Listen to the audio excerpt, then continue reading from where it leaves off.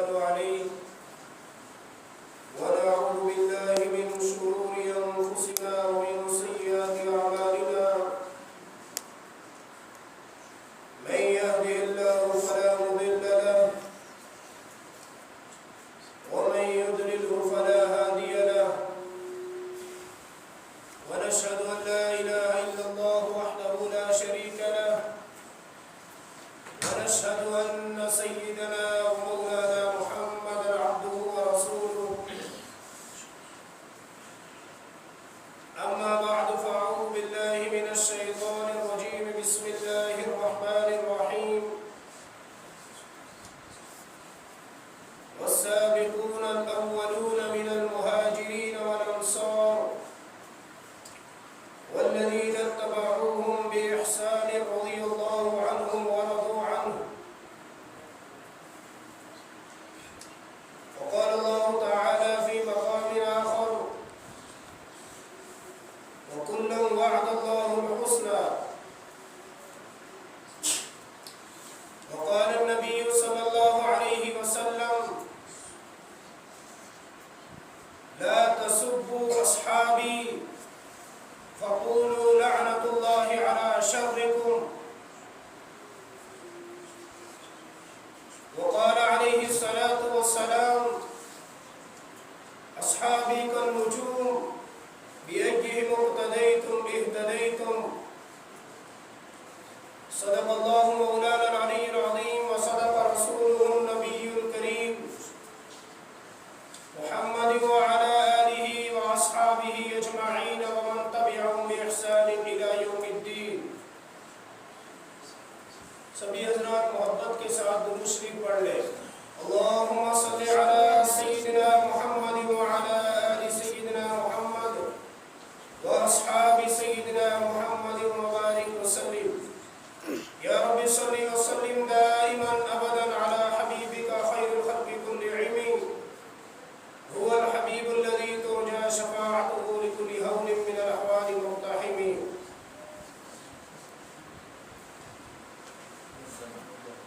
حق بات کہہ کر کسی دور میں پچھتائے نہیں ہم.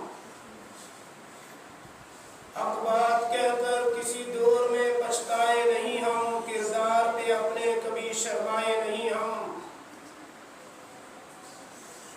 زندہ کے در و بام ہے درینہ شناساں. پہنچے جو سرےدار تو گھبرائے نہیں ہم. انتہائی واجب الاحترام بزرگوں، نوجوان ساتھیوں، عزیز طلبہ،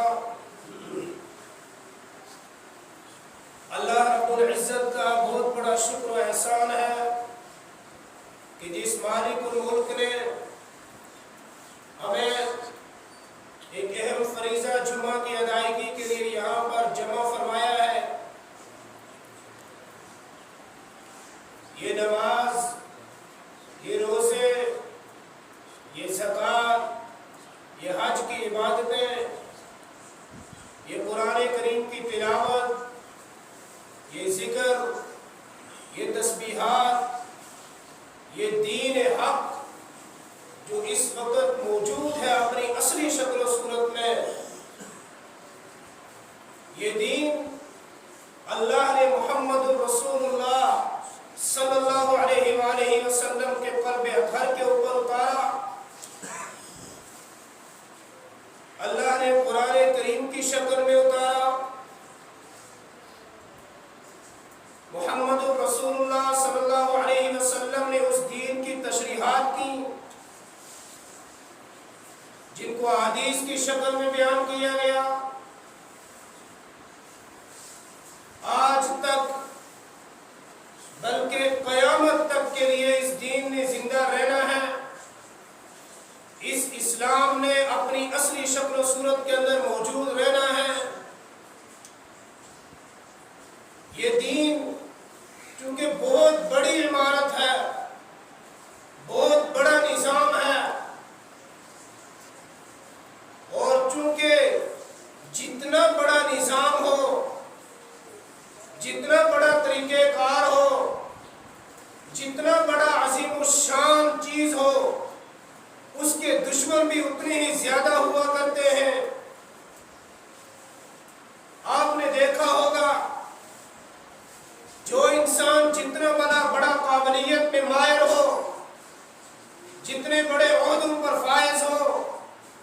جتنی بڑی طاقت اور قوت اس کے پاس موجود ہو، اس کے دشمن بھی اتنے ہی زیادہ ہوا کرتے ہیں، اور چور ہمیشہ اس دروازے پر جاتا ہے جس گھر میں مال موجود ہو، جس گھر میں سرمایہ موجود ہو، جس گھر میں کچھ حاصل کرنے کے لیے اس کو مل جائے۔ کسی غریب کے گھر میں داخل نہیں ہوتا کیونکہ اس کے گھر میں پہلے سے کوئی شے نہیں ہے۔ چور اس دروازے پر جائے گا جہاں مال موجود ہو۔ اسلام کے غدار، اسلام کے چور، اسلام کے ڈکیت اس دین اسلام کی عظیم الشان بنیاد کو توڑنا چاہتے ہیں، اسلام کو مٹانا چاہتے ہیں، قرآن و سنت پر مبنی آئین کو ختم کرنا چاہتے ہیں۔ وہ اس دیوار پر مختلف طریقے سے حملے کرتے ہیں، کبھی بدعات کی صورت میں آتے ہیں، کبھی خرافات کی صورت میں آتے ہیں، کبھی دین کے اندر نئی نئی چیزیں ایجاد کرنے کی کوشش کرتے ہیں، کبھی دین کے اندر موجود چیزوں کو ہضم کرنے کی کوشش کرتے ہیں، پھر اس کو مختلف قسم کے دلائل گڑھ کر کے، مختلف قسم کی روایات گڑھ کر کے اس اسلام کی عظیم الشان عمارت کو منہدم کرنے کی کوشش کرتے ہیں۔ لیکن خلاق عالم نے 1400 سال ہو چکے ہیں، اس دین کو محفوظ رکھا ہے، اور انشاءاللہ قیامت تک یہ دین محفوظ رہے گا۔ جتنے بھی بے ایمان آئیں گے، جتنے بھی ڈکیت آئیں گے، وہ منہ کی کھائیں گے اور بھاگیں گے، اسلام کو نقصان نہیں پہنچا سکتے۔ کیوں؟ چونکہ یہ عمارت محمد الرسول اللہ کی قائم کردہ عمارت ہے، اس کے پیچھے حضور کا خون مبارک لگا ہوا ہے۔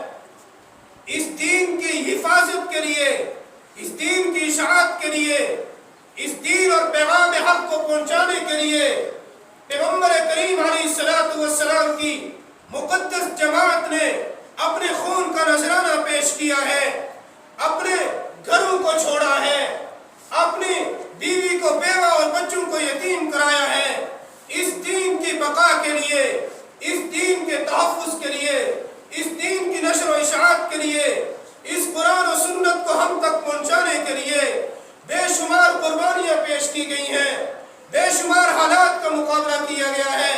تاریخ گواہ ہے، احادیث گواہ ہے کہ صحابہ کرام کی جماعت نے اسلام کو پھیلانے کے لیے، اسلام کو گھر گھر پہنچانے کے لیے، اس تکوینی نظام کو باقی رکھنے کے لیے اور اس کی اشاعت کے لیے کیسی کیسی قربانیاں پیش کی ہیں۔ ریت کے اوپر لٹا کر کے انہیں گھسیٹا گیا، آگ کے انگاروں پر لٹایا گیا، لیکن انہوں نے صدائے حق کو نہیں چھوڑا۔ ان کو جو ہے چھریوں کے ساتھ چیرا گیا، انہوں نے صدائے حق کو نہیں چھوڑا۔ حضرت حبیب کی زبان کاٹی گئی، لیکن کلمہ حق نہیں چھوڑا، ان کے ہاتھ کاٹ دیے گئے، محمد الرسول اللہ کا دامن نہیں چھوڑا، ان کے پاؤں کاٹ دیے گئے، اللہ کے پیغمبر کی ختم نبوت کا انکار نہیں کیا۔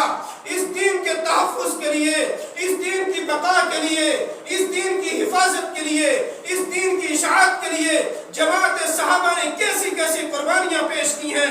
خدا کی قسم اگر آپ پڑھیں گے، آپ سنیں گے تو آپ حیران رہ جائیں گے۔ ہمیں اس دین اسلام کی قدر نہیں ہے کیونکہ یہ ہمیں مفت میں مل گیا۔ باپ مسلمان تھا، دادا مسلمان تھا، اور دادا مسلمان تھا، جی ہم تو نسلی مسلمان چلے آ رہے ہیں۔ ہم تو اس دین اسلام کی بقا اور تحفظ کے لیے اپنی نیندوں کو قربان کرنے کے لیے تیار نہیں ہیں، اللہ کے احکامات پر اترنے کے لیے اپنے گھروں کو چھوڑنے کے لیے تیار نہیں ہیں، اسلام کی اشاعت اور حفاظت کے لیے اپنی جیبوں سے ایک ایک روپیہ بڑی مشکل سے نکالتے ہیں۔ لیکن قربان جائیے صدیق اکبر کی ذات اقدس کے اوپر، جب اللہ کے نبی نے تبوک کے موقع پر چندہ مانگا، ابو بکر صدیق نے گھر کا سارا سامان لا کر کے رکھ دیا، ہر شے لے آئے ہیں۔ امی عائشہ فرماتی ہیں رضی اللہ تعالیٰ عنہا کہ ابو بکر اپنے گھر کی دیواروں کے اوپر ہاتھ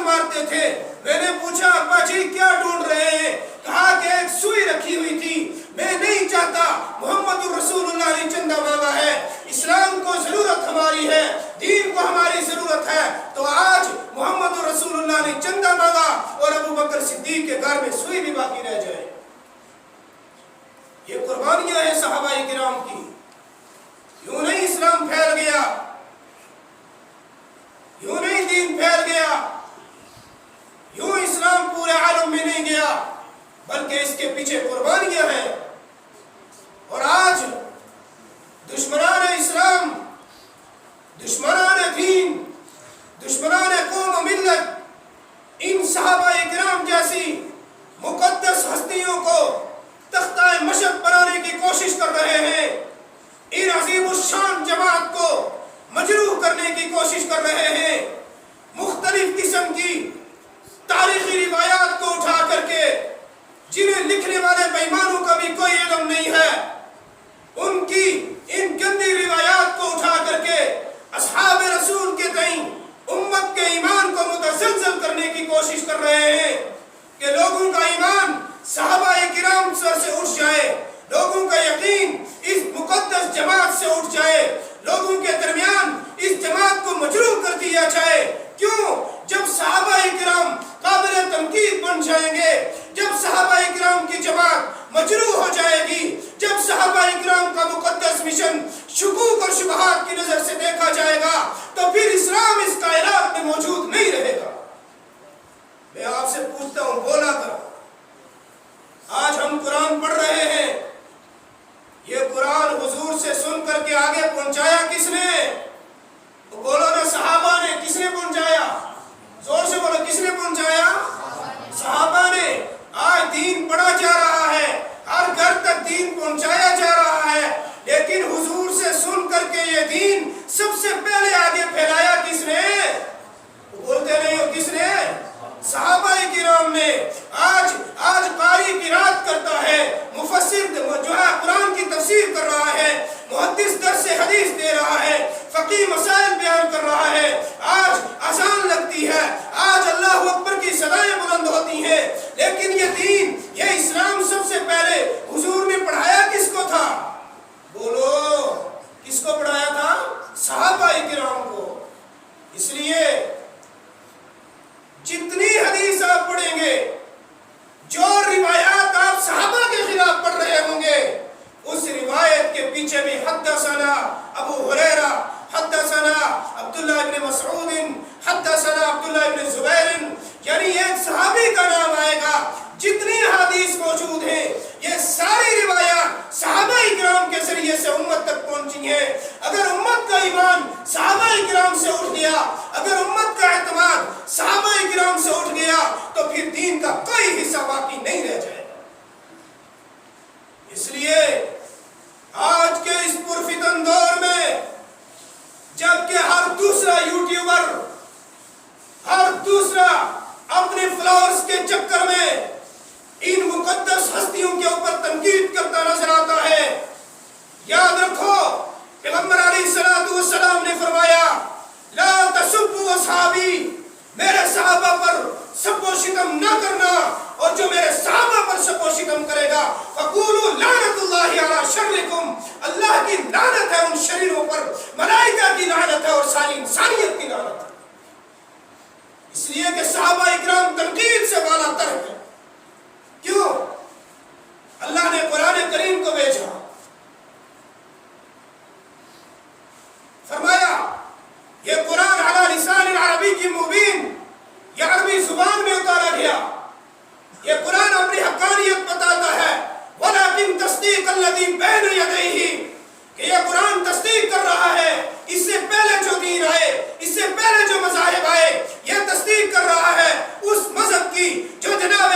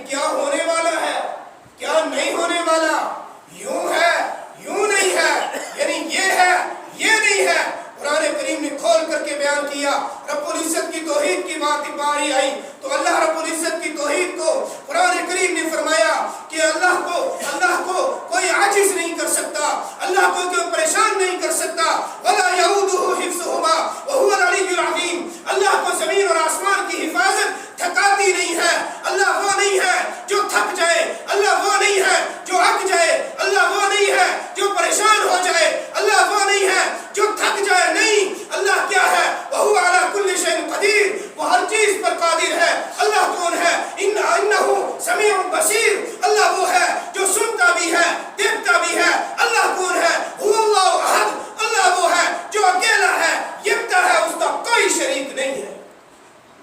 یعنی قرآن نے رب کی توحید کو بیان کیا، کہا کہ یوں ہے، یوں نہیں ہے، ایسا نہیں اللہ عاجز ہو جائے، ایسا نہیں اللہ تھک جائے، ایسا نہیں اللہ پریشان ہو جائے، ایسا نہیں ہے کسی کام کے کرنے میں اللہ کو رکاوٹ، نہیں۔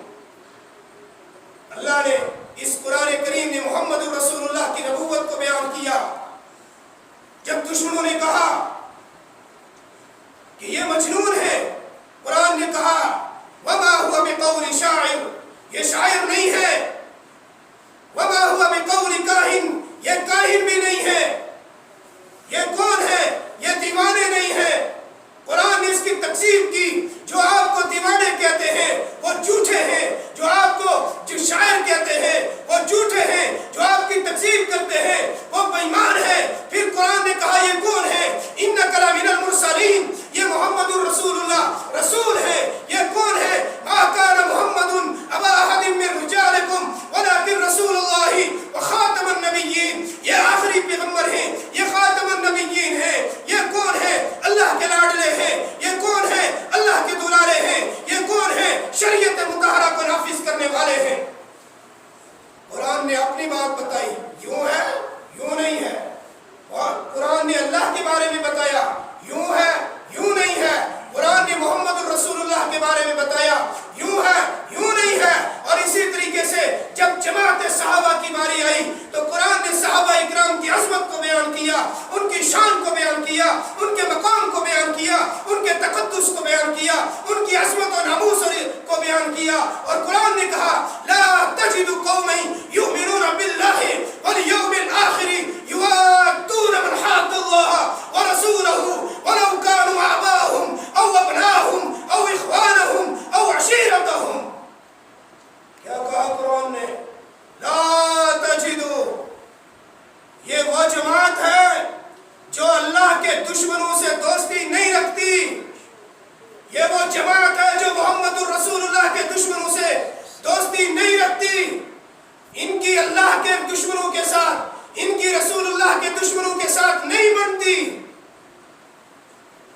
نہیں بنتی۔ ان کی دوستی اللہ کے دشمنوں کے ساتھ نہیں ہے۔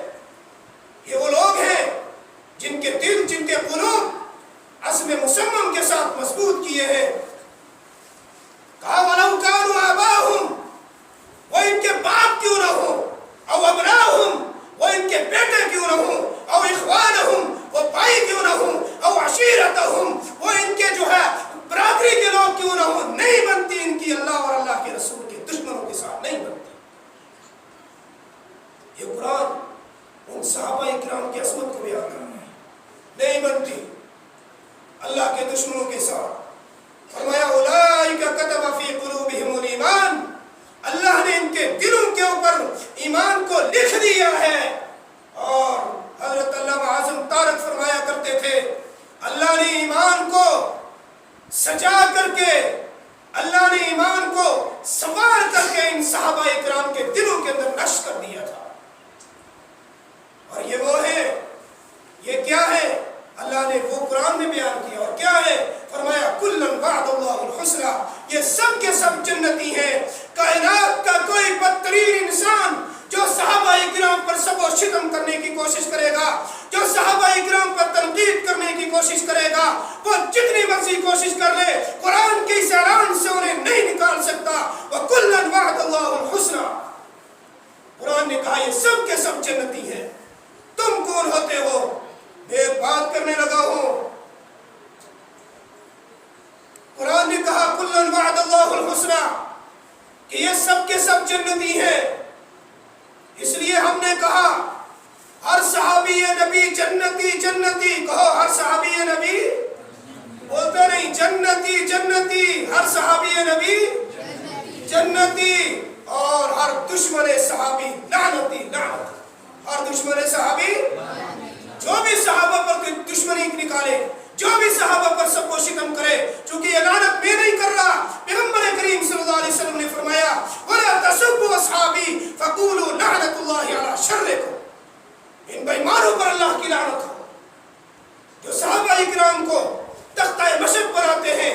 اس لیے صحابہ کی مدح کو عام کرو، صحابہ اکرام کی عزت کے نغمے گاؤ، صحابہ اکرام کے تقدس اور ناموس کی بات کرو، اور کسی یوٹیوبر کے چکر میں، کسی اپنے فلاورز کو بڑھانے کے چکر میں، چونکہ آپ اگر کوئی پوزیٹیو کام کر رہے ہیں، آپ کوئی اچھی بات کر رہے ہیں، شاید آپ کی اتنی بڑی شہرت نہ ہو، آپ کسی کو گالی دے دیں تو آپ سرخیوں میں آ جائیں گے۔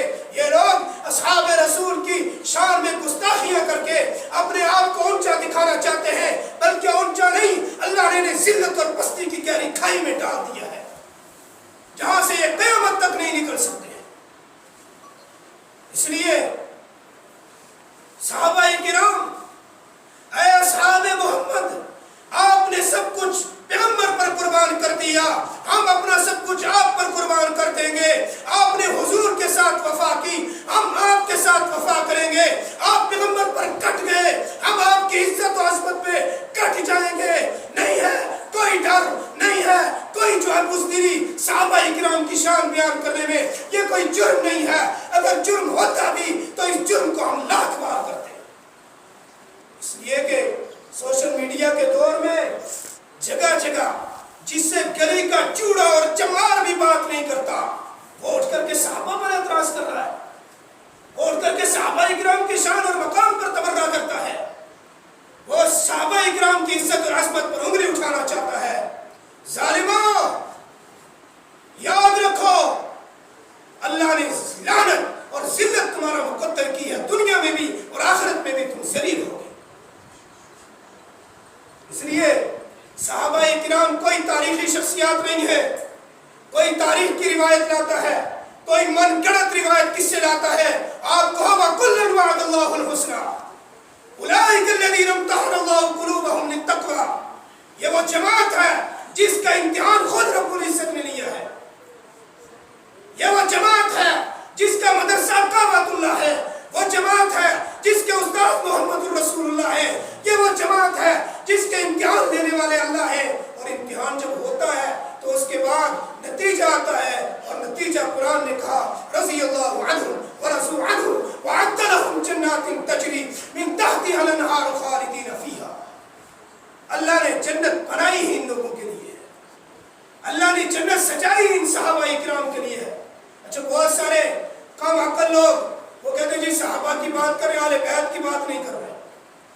ظالموں، تمہیں سمجھنا چاہیے، صحابی اسے کہتے ہیں جسے محمد الرسول اللہ نے کلمہ پڑھایا ہو، صحابی اسے کہتے ہیں جس نے محمد الرسول اللہ کی صحبت پائی ہو۔ تو کیا اہل بیت نے محمد الرسول اللہ کی صحبت نہیں پائی؟ السابقون الاولون من المہاجرین والانصار، قرآن نے جا بجا صحابہ اکرام کے شان اور مقام کو بیان کیا۔ اس لیے کوئی تاریخی روایت لے کر، کوئی من گھڑت اور موضوع روایت لے کر کے اگر کسی بھی صحابی رسول پر تبرہ کرنے کی کوشش کرتا ہے تو آپ ان سے کہہ دو آپ کون ہوتے ہو؟ آپ کوئی مسلمہ شخصیت نہیں ہے، بلکہ یہ تو وہ شخصیات ہیں صحابہ اکرام جن کی جنت کی گواہی خود رب العالمین نے دے دی ہے۔ آپ ان پر تبرہ نہیں کر سکتے، اس لیے کہ صحابہ بنیاد ہے اسلام کی، ساری چیز تو صحابہ سے ہے، سارا دین تو صحابہ اکرام سے ہے۔ اور اگر صحابہ اکرام کی اس بنیاد کے اوپر سے امت کا ایمان ڈگمگائے گا تو پھر یہ اسلام محفوظ نہیں رہ سکے گا۔ اسلام تو رہے گا، لیکن وہ بندہ جس کے دل میں بغض صحابہ ہو، خدا کی قسم قبر کھول کر کے دیکھ لینا، اس کا چہرہ قبلے کی طرف نہیں رہ سکتا ہے۔ اس لیے صحابہ اکرام کے بارے میں کبھی بھی کسی کی باتوں میں مت آؤ۔ کسی کوئی حدیث پیش کرتا ہے